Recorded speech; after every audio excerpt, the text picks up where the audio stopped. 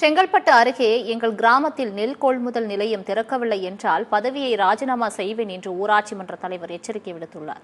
அச்சரப்பாக்கம் அடுத்த கூடலூர் கிராமத்தில் சுமார் 2000 ஏக்கர் பரப்பளவில் விவசாயம் செய்யப்படுகிறது.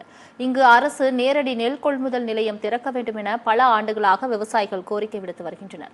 தற்பொழுது விவசாயிகள் நெல் அறுவடை பணியில் ஈடுபட்டு வருகின்றனர். இந்நிலையில் செங்கல்பட்டு மாவட்ட ஆட்சியர் அலுவலகத்தில் குறைதீர்ப்பு கூட்டத்தில் கூடலூர் கிராம விவசாயிகள் கலந்து கொண்டு இந்த ஆண்டாவது எங்கள் கிராமத்திற்கு அரசு நேரடி நெல் கொள்முதல் நிலையம் அமைக்க வேண்டும் என கோரிக்கை மனுவை மாவட்ட ஆட்சியர் அருண்ராஜிடம் வழங்கினர்.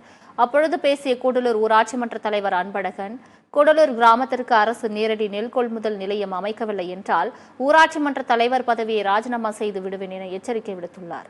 சுமார் 500 ஏக்கருக்கு மேல எங்க பகுதியில் விவசாய நிலம் இருக்கு. அதுல நெல் சாகுபடி செய்யறோம். 6 ஆண்டுகளுக்கு முன்னாடி எங்க பகுதிக்கு டிபிசி கொடுத்தாங்க. மாவட்ட ஆட்சியர், அமைச்சர் உள்பட அரசு துறை அதிகாரிகளுக்கும் பல முறை மனு கொடுத்திருக்கேன். இதுவரை என்னுடைய மனு தொடர்ந்து பரிசீலனை இருப்பதாக சொல்லியே நிராகரிச்சுருக்கிறாங்க.